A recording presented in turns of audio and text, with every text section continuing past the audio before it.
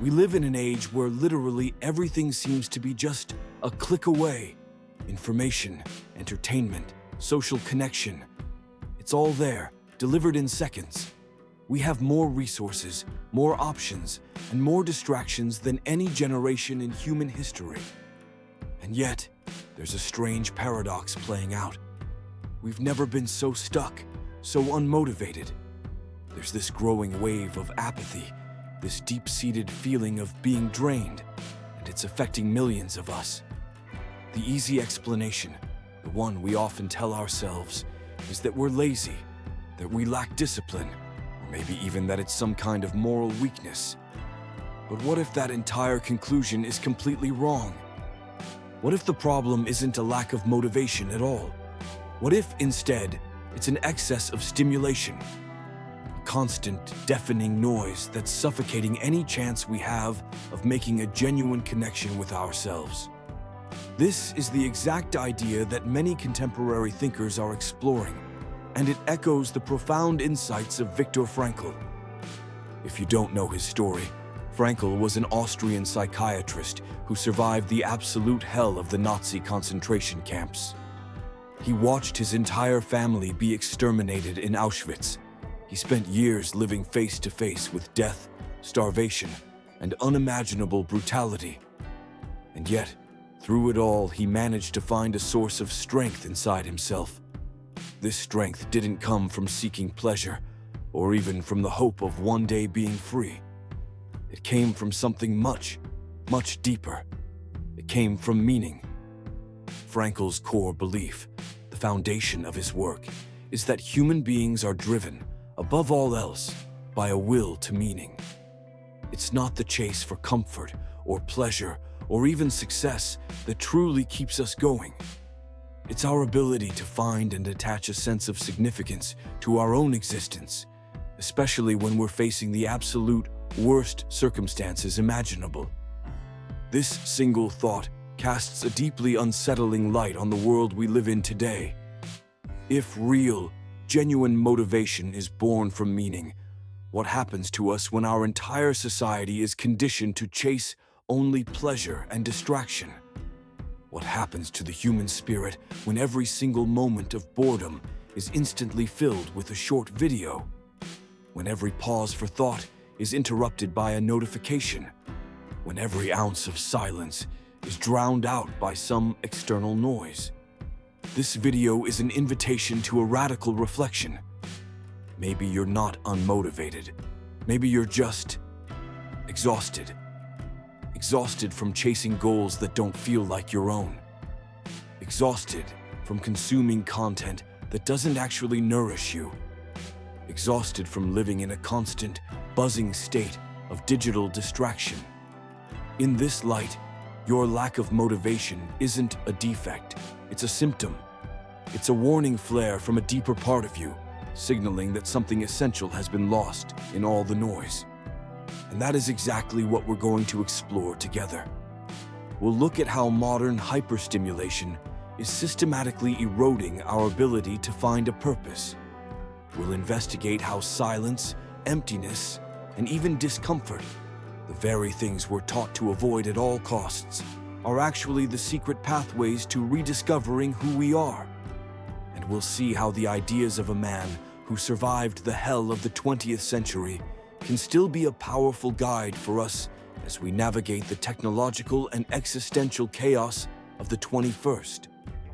If you have ever felt lost, drained, or completely unable to act, even when you know exactly what you need to do, then this video is for you. Because maybe, just maybe, your soul isn't defeated.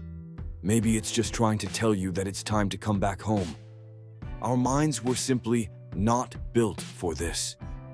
For the vast majority of human history, our brains evolved to sync with natural cycles. Cycles of activity and rest, focus and dispersion, social engagement and quiet introspection. But in the last few decades, something has fundamentally and drastically changed. We've plunged headfirst into an era of relentless hyper-stimulation. In this new world, every spare second of silence is treated like a void that must be filled. It's filled with notifications, with glowing screens, with artificial sounds, and with a constant avalanche of information that is desperately competing for a slice of our attention. What our ancestors would have called idle time, those precious moments for reflection, for feeling, for simply being, is now framed as wasted time. Technology, which promised to be an ally of human consciousness, has instead become a master anesthetic for the soul. Think about it. We scroll through endless social media feeds, not because we genuinely care about 99% of the content, but because we can't stand the silence. We binge-watch entire seasons of shows in a single weekend. We consume an endless fire hose of news and hot takes, not to become more informed or to grow as people, but to escape. But what are we so desperately trying to escape from? The unavoidable answer is ourselves. This pattern of behavior has profound and invisible consequences. Let's talk about dopamine. You've probably heard of it. It's the neurotransmitter that's famously associated with motivation, reward, and pleasure. Every time you get a like, a new follower, or see an exciting clip, your brain gets a tiny little hit of dopamine. But the key is that these hits are shallow and they're artificial. They're like psychological junk food. The more we expose our brains to this constant stream of cheap, easy dopamine spikes, the more our tolerance builds. We become desensitized to the natural, subtle, and more meaningful stimuli of real life. A genuinely deep conversation, a challenging creative project, a quiet walk in nature, the things that used to excite us and bring us a sense of fulfillment, start to feel boring and tedious. Our brains, now effectively addicted to constant novelty and instant gratification, literally unlearn how to value the deep, the slow, and the significant. This is the invisible root of so much of our modern demotivation. Easy pleasure kills real motivation. When every tiny opportunity for a quiet pause is immediately filled with a small digital reward, we lose the capacity to desire anything deeply. It's not that you don't want to write that book, or start that business, or get in shape. It's that your entire reward system, the very mechanism that drives you to achieve long-term goals, is being hijacked by trivial stimuli that just mimic the feeling of accomplishment. And this leads us to an even more unsettling thought. If we are constantly, frantically, running away from boredom, aren't we also running away from the questions that truly matter? Because it's in the silence, in the absence of constant input, that the great, scary, and essential questions of existence begin to bubble up. Who am I? What do I really want? Is this the life I'm meant to be living? As Viktor Frankl warned, reflecting on the growing existential emptiness he saw even in his time, modern man has less and less time to reflect, less courage to make his own decisions, and therefore less freedom to find his own meaning. But it is precisely this ability to find a personal meaning that sustains our dignity as human beings. When we lose that, we lose everything. So, what actually happens to a mind that never gets to rest? A mind that is never allowed to be silent, that is never permitted to simply exist without a constant demand for its attention? The answer is simple, but it's also devastating. It fragments. An overloaded mind doesn't think, it merely reacts. It doesn't contemplate, it just consumes. Over time, this mind loses its most precious and uniquely human ability, the power to reflect. Now, reflecting is so much more than just thinking. Thinking is processing information, but reflecting is stepping back from the stream of information to actually observe it. It's the act of allowing your thoughts to settle, allowing your emotions to take shape, and allowing your true values to reveal themselves. Imagine your mind is a deep, calm lake. When the water is still, it can perfectly reflect the sky, the trees, the entire world around it with stunning clarity. This is the mind in a state of reflection. But when a storm hits, When the wind and rain churn the surface into a chaotic mess, the lake can't reflect anything. It just shows the chaos. Modern life is a perpetual storm for our minds. It's in that internal space of stillness and reflection that we build our identity. It's where we process our experiences, good and bad, and integrate them into the story of who we are. It's where we connect with what truly, deeply matters to us. But when every single microsecond of that potential space is invaded by a new stimulus, a new email, a new video, a new outrage, that space gets completely eroded. And in its place, a frantic, anxious mind emerges. A mind that finds it impossible to follow a single, deep line of reasoning for more than a few minutes, let alone embark on a profound, existential search for meaning. The tired, fragmented mind seeks one thing above all else: relief. Not clarity, not growth, not truth, just immediate relief from the discomfort of its own frantic state. And that is where the real danger lies, because a mind that only seeks relief becomes a dependent mind. It becomes dependent on anything that promises a quick and easy escape. This is the root of so many of our modern compulsions. Mindless scrolling on social media, binge eating, pornography, obsessive online shopping, even throwing yourself into work and becoming a productivity machine. These are all just different flavors of the same anesthetic. They are all attempts to distract ourselves from the immediate discomfort of a fragmented mind, even if the long-term cost is our well-being. This is the trap. The excessive stimulation prevents us from thinking deeply, and the absence of deep thought condemns us to repeat the same empty, unsatisfying patterns day after day after day. What's more, this exhausted mind inevitably loses touch with itself. Without these crucial moments of introspection, we no longer recognize our own emotional signals. We become emotionally illiterate. We feel a gnawing anxiety, but we don't know if it's our own authentic anxiety about our life's direction, or if we've just absorbed the collective panic from the news and social media. We lose the ability to know what we truly want, to identify what genuinely moves us. We become puppets, twitching on the strings of external impulses.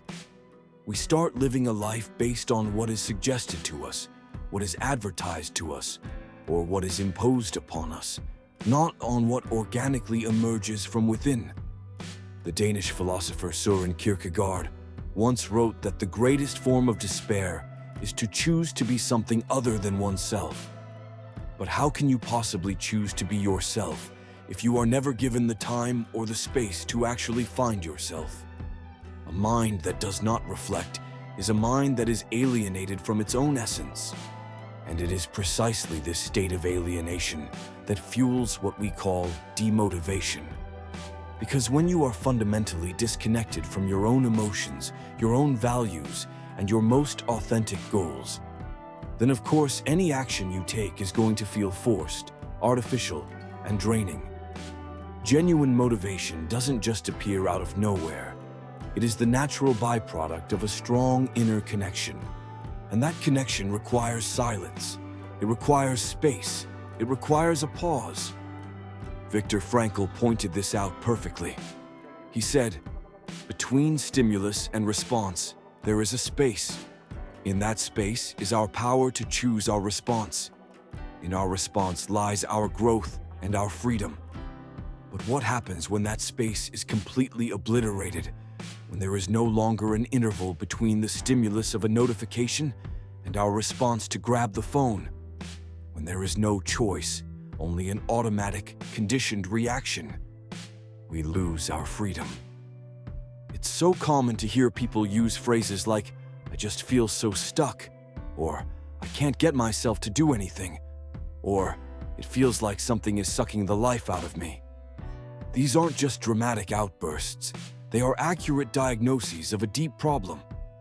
In a world obsessed with productivity, performance, and non-stop hustle, Feeling unmotivated is treated like a personal failure.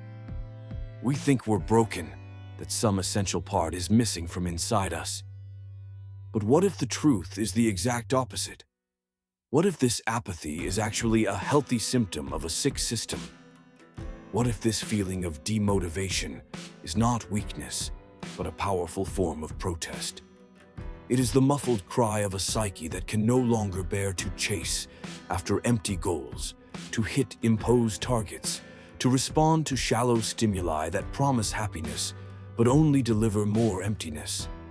It's the silent collapse of a person who has spent far too much time living outwardly, without ever looking inward. It's not that you don't want to act. It's that you are sick and tired of acting without a purpose. It's not that you lack strength. It's that you have already burned all your energy, trying to contort yourself into a life that simply does not fit your soul. The symptom of demotivation reveals a painful truth. We are trying to force movement where there is a profound lack of meaning. And the soul knows. It can feel when something is hollow, when there's no truth to it, when we are just playing a role. And that's when the paralysis sets in, not because we are incapable, but because we are fundamentally disconnected from what truly moves us.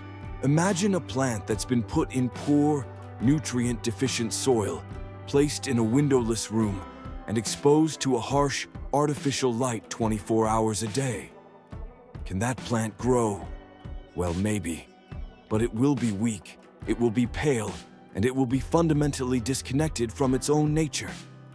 This is a perfect metaphor for what happens to the human mind when it's immersed in a life of constant stimulation and incessant demands, with no time to root itself in its own being. Your demotivation, in this sense, is your body saying, "We need to stop." It's your soul saying, "We need to go home." Viktor Frankl diagnosed this exact condition with surgical precision. He observed that when a person cannot find a deep, personal sense of meaning in their life, they distract themselves with pleasure. But distraction is not fulfillment. And when the emptiness inevitably returns, because it always does, we are forced to realize that the problem was never a lack of movement, but a terrifying lack of direction. What we need is not more productivity hacks. What we need is profound reconnection. And this is where we must dive into the very heart of Frankl's philosophy.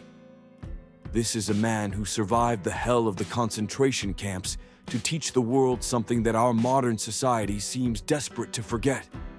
Real, lasting motivation does not arise from comfort or pleasure or success. It arises from purpose. In one of the darkest chapters of human history, Frankl witnessed the absolute worst of humanity. He saw people lose everything they had ever known: their families, their homes, their dignity, their very identities. He saw human beings reduced to numbers, their lives hanging by a thread, focused on nothing more than surviving until the next meal. And yet, even there, amidst the horror, he identified something astonishing. Some people managed to keep the inner spark of life alive. And it wasn't because they were physically stronger or luckier than anyone else. It was for a much deeper reason. They still had a why. Frankl realized that the prisoners who held on to a clear sense of purpose, something or someone to live for, a goal that was bigger than their immediate suffering, were the ones who were most likely to resist psychological collapse. He called this incredible resilience the will to meaning, and he made it the cornerstone of his entire approach to psychotherapy, known as logotherapy. For Frankl, we aren't primarily driven by Freud's will to pleasure or by Adler's will to power. The deepest and most fundamental drive in a human being is the will to find and fulfill meaning in our existence. When that will is frustrated, an existential vacuum opens up within us. This is the very same emptiness that we now try to camouflage with our endless distractions, toxic productivity, and the constant chase for the next stimulus. The most powerful aspect of Frankl's work is his insistence that meaning can be found in any circumstance. Even in the face of inevitable and extreme suffering, there is still room for dignity, for choice, for finding a reason. Life, he wrote, never ceases to have a meaning. This idea completely shatters the modern logic that we need to feel good in order to produce, that we need to feel motivated before we can act. Frankl flips that script entirely. Often, it is by choosing to act with meaning, especially when it's hard, that we rediscover our strength. Purpose is not a luxury, it is a basic psychological need, like air or water. This understanding changes everything. If motivation is ultimately dependent on meaning, then your lack of motivation isn't a personal flaw. It's a sign of disconnection from what truly matters to you. And this disconnection is only amplified when we spend our lives chasing empty goals, status, social media validation, a higher number in our bank account, a more impressive job title. Frankl invites us to stop asking, "How can I have more energy?" and start asking the real question, "Why is it worth getting out of bed in the morning?" Not, "How can I be more productive?" but, "What is the work that truly moves me?" In his own immortal words, he who has a why to live for can bear almost any how. That why doesn't need to be some grandiose, earth-shattering mission. It can be the love for a child. It can be a creative project you believe in. It can be a moral ideal you refuse to compromise. It can even be found in the simple, authentic way you perform your daily tasks. The only thing that matters is that it is your why, that it is genuine, that it comes from within, and that it connects you to something larger than the immediate gratification of the now. But how? In a life that has been completely taken over by noise, distraction, and pressure, how do we even begin to rediscover this meaning? How do we carve out the space for this vital reconnection to happen? The answer lies in embracing the very things we've been taught to fear. The power of silence, the power of a pause, and the power of discomfort are the gateways back to a life of purpose. In a society where the absence of stimulation is seen as a threat, talking about silence sounds almost radical. Silence confronts us. It forces us to listen to everything we've been running from, our chaotic thoughts, our repressed emotions, our most uncomfortable questions. And yet, it is precisely in this seemingly hostile territory that the key to our reconnection lies. We have been conditioned to fear emptiness. We can't stand waiting in a line. We can't tolerate being alone with our thoughts. We don't know how to simply be. But this emptiness, this space that isn't filled with a stimulus, is not a mistake in the system. It is an invitation to pause, to observe, and to reorganize. Because it is only when the external noise finally ceases that we can begin to hear the quiet voice of our own conscience. It is only when the excess dissolves that the essential can finally emerge. There comes a moment when you can no longer continue living on autopilot. A moment when the inner emptiness speaks louder than any external distraction. When the soul-deep fatigue can't be fixed by another video, another scroll, or another task checked off a list. This is the moment of rupture. And paradoxically, it is the most hopeful place to be. Because it is only when we stop searching outside of ourselves for what can only be found within that we finally begin to move in the right direction. True motivation is not loud. It doesn't come with flashy promises or easy, one-size-fits-all formulas. It doesn't arise from the desire to please others, to meet external expectations, or to follow a path that was imposed upon you. It emerges quietly when you make contact with what is non-negotiable inside of you. Your deepest values, your forgotten dreams, your most authentic truth. It is a silent but relentless force. It is a spark that, once you find it and protect it, completely transforms the way you act in the world. And finding it doesn't require some grand, heroic gesture. It starts with small, simple acts of rebellion, the act of turning off the noise, the act of taking an honest look at yourself, the small, courageous act of saying, "This no longer serves me." It begins with the movement to stop the frantic, chaotic running in all directions, and instead, to begin the slow, deliberate walk inward. Because it is in that internal space that your purpose will begin to take shape. It is from there that you will begin to act, not from a sense of obligation, but from a sense of meaning. Not out of blind impulse, but by conscious choice. Not as a way to escape yourself, but as a way to finally express who you truly are. Your demotivation is not a flaw. It is an invitation. It is a sacred call from a deeper part of you to stop living on the surface and to finally dive into what is real. It is a sign that it is time to reconnect, to make space for silence, to reclaim your own presence, and to choose to act with intention. Viktor Frankl survived hell and emerged with one of the most powerful truths of human existence. Everything can be taken from a man, but one thing, the last of the human freedoms, to choose one's attitude in any given set of circumstances, to choose one's own way. You still have that freedom, right now, in this moment, and you can use it to interrupt the cycle of superficiality and begin to write a new story. A story where you are no longer at the mercy of random stimuli, but guided by a genuine purpose.